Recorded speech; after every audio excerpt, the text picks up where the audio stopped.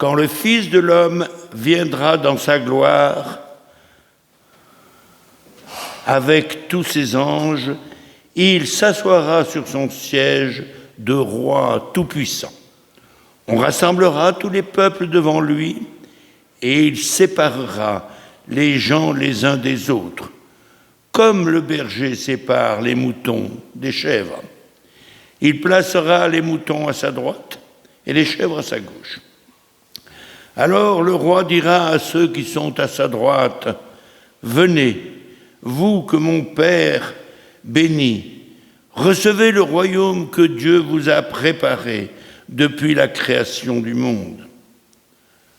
En effet, j'ai eu faim et vous m'avez donné à manger. J'ai eu soif et vous m'avez donné à boire. J'étais un étranger et vous m'avez accueilli. J'étais nu et vous m'avez donné des vêtements. J'étais malade et vous m'avez visité. J'étais en prison et vous êtes venus me voir. » Alors ceux qui ont obéi à Dieu diront au roi, « Seigneur, quand est-ce que nous t'avons vu? Tu avais donc faim et nous t'avons donné à manger. Tu avais donc soif et nous t'avons donné à boire. Tu étais un étranger et nous t'avons accueilli. Tu étais donc nu et nous t'avons donné des vêtements. Tu étais malade ou en prison et nous sommes venus te voir. Quand donc? » Et le roi leur répondra, « Je vous le dis, c'est la vérité. Chaque fois que vous avez fait cela à l'un de mes frères, à l'un des plus petits, c'est à moi que vous l'avez fait. » Ensuite, le roi dira à ceux qui sont à sa gauche, « Allez-vous-en loin de moi, Dieu vous maudit. Allez dans le feu qui ne s'éteint pas et qu'on a préparé pour l'esprit du mal et pour ses anges. En effet, j'ai eu faim et vous ne m'avez pas donné à manger. J'ai eu soif et vous ne m'avez pas donné à boire. J'étais un étranger et vous ne m'avez pas accueilli. J'étais nu et vous ne m'avez pas donné de vêtements. J'étais malade et en prison et vous ne m'avez pas visité. » Alors eux aussi diront au roi, « Seigneur, quand est-ce que nous t'avons vu? Tu avais donc faim et soif? Tu étais un étranger? Tu étais donc nu, malade ou en prison? Et nous ne t'avons pas aidé? Quand donc? » Et le roi leur répondra, « Je vous le dis, c'est la vérité. Chaque fois que vous n'avez rien fait pour l'un de ces plus petits, vous n'avez rien fait pour moi non plus. » Et ils partiront pour recevoir une punition qui dure toujours. Mais ceux qui ont obéi à Dieu partiront pour recevoir la vie avec Dieu pour toujours. Nous sommes dans l'Évangile selon Matthieu. Et Matthieu, c'est un évangéliste particulier, c'est l'évangéliste des Juifs. Il parle la langue des Hébreux, et du coup, son grec est approximatif. C'est lui qui va prêcher dans les communautés juives.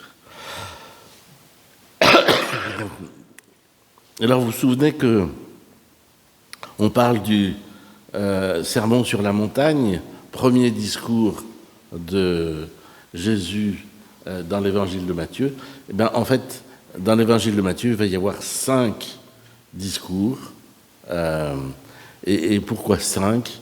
Parce que dans la Torah, il y a 5 livres. Genèse, Exode, Lévitique, Nombre, Deutéronome. Je suis toujours étonné de le savoir. Bon, bref. 5 discours comme 5 livres de la Torah. Et le dernier discours, c'est le discours de la fin. Et c'est le discours eschatologique, mot que nous avons vu et qui nous fait plaisir parce qu'il est tout simple. discours de la fin, dimanche dernier.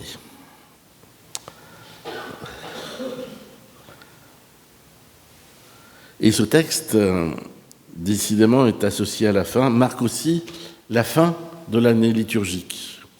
Et je pense que chez nos voisins, l'Église catholique, nos amis fêtent le Christ roi, le dimanche du Christ roi, puisque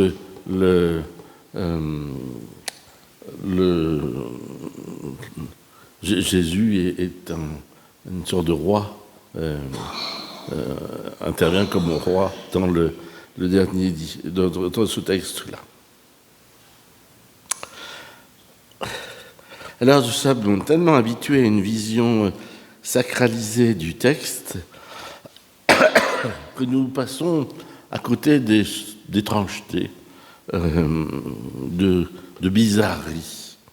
Notre récit met en scène, rendez-vous compte, d'un côté le Fils de l'homme qui s'assied sur un trône royal, et de l'autre côté, il va faire le travail d'un berger. Il va trier les moutons et les brebis. Il va séparer les chèvres des moutons.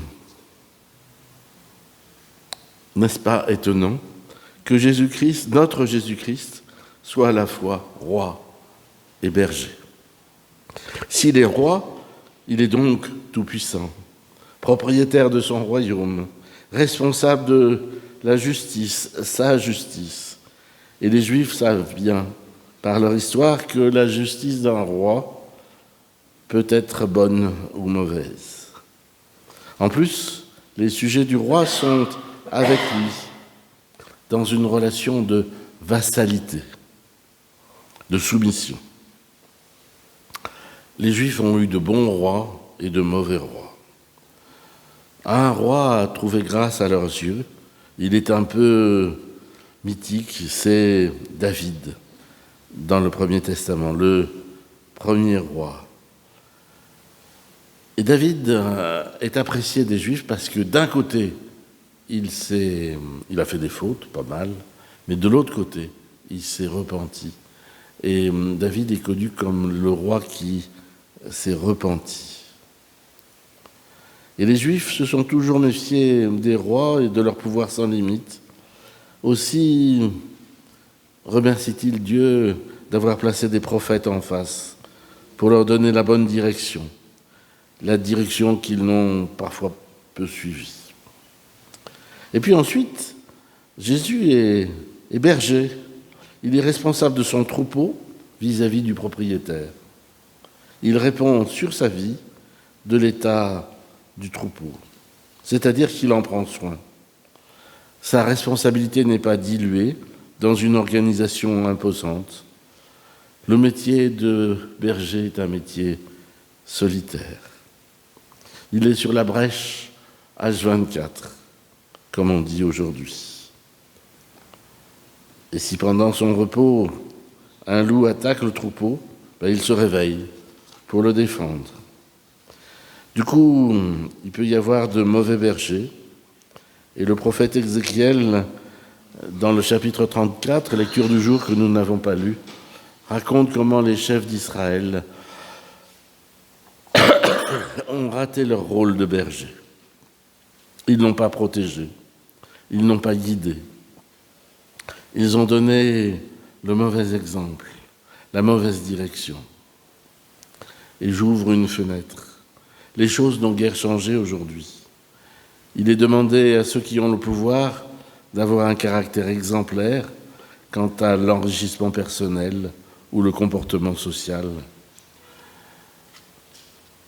Et on est loin d'avoir de bons résultats. Revenons au rôle du Fils de l'homme.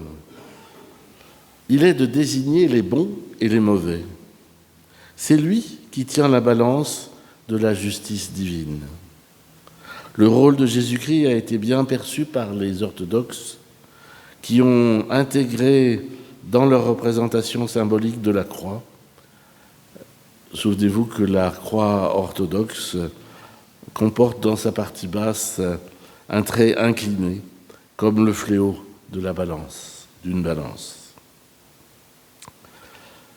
J'ouvre à nouveau une fenêtre. Le thème du jugement dernier connaîtra un succès fou au moment de la construction de nos cathédrales. Et si vous avez du temps à perdre, dans les...